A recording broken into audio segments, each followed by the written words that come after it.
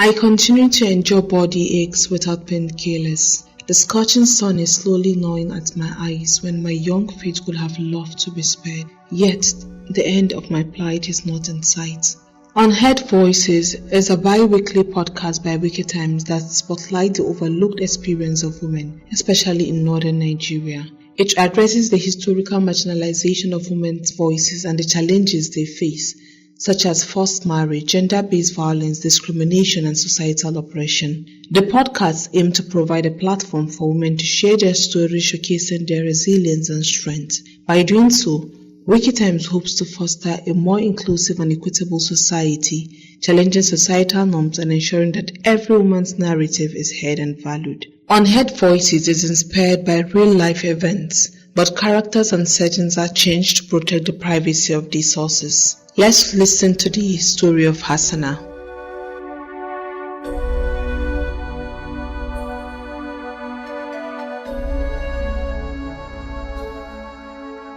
Life leaves us no choice than to embrace the destiny we were born into, whether favorable or not. I was born into a family of dire poverty. For as long as I can remember, I set out every morning to lead blind men and get paid, so that my family don't go hungry. My name is Hassana, and I am 13 years old. I am the first child of my mother and the third child of my father.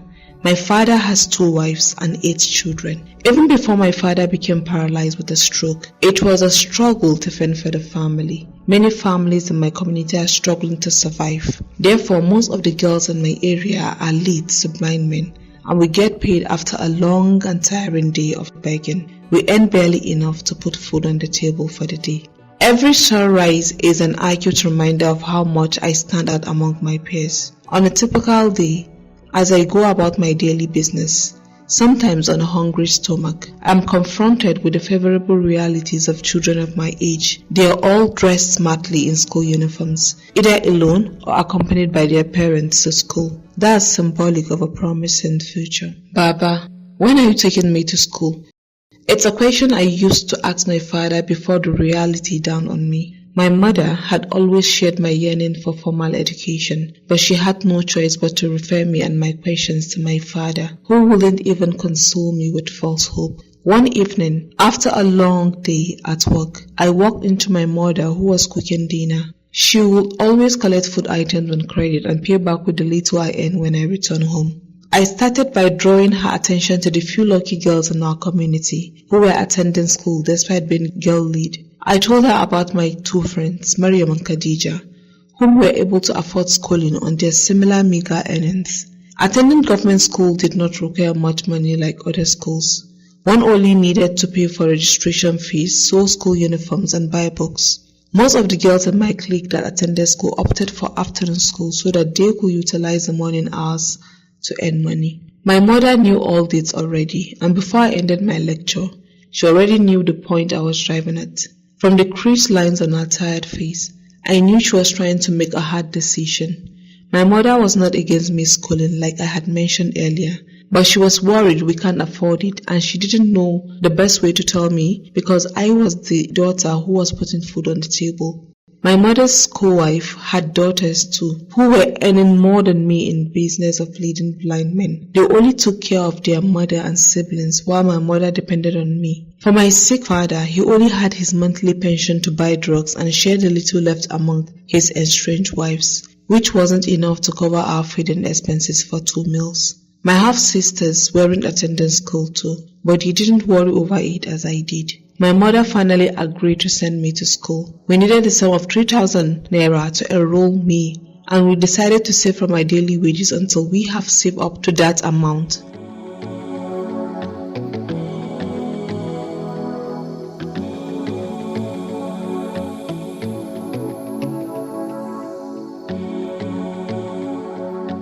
It took us 2 years to save 3,000 naira. The reality of leading blind men on the street is another life of its own. I dread waking up every morning after barely resting my sore feet from the previous day's job. My mother serves me leftover food as breakfast, and I set out to trek to the blind men's junction, where they convene every morning, waiting for us, their leads. which are mostly girls between the age of 7 and 14. There are very few boys.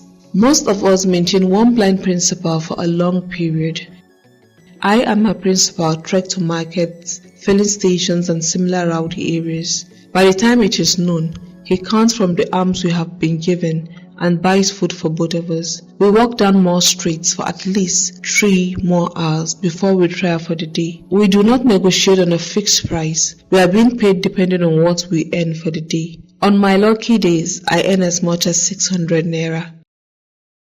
In the darkest corridor of street begging, most of us are exposed to molestation, verbal and physical abuse, and sometimes even rape. I was later enrolled into a public school, but it only lasted as soon as I had started. Much as I wanted to continue, we could not afford to buy writing materials nor pay for my family fees, so I left. I am back to street begging full-time now. I continue to endure body aches without painkillers. The scorching sun is slowly gnawing at my eyes when my young feet would have loved to be spared. Yet the end of my plight is not in sight.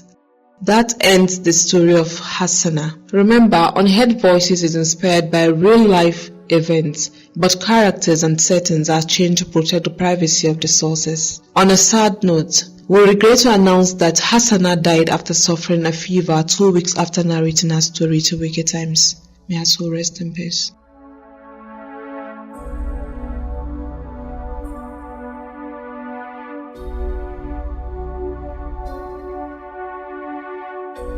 Thank you for joining us on this episode of Unheard Voices. This podcast is brought to you in partnership with the Center for Journalism, Innovation and Development, CJID. It was edited by Jibola Tamzad and produced by Haruna Muhammad. Stay tuned for more empowering stories in our upcoming episodes.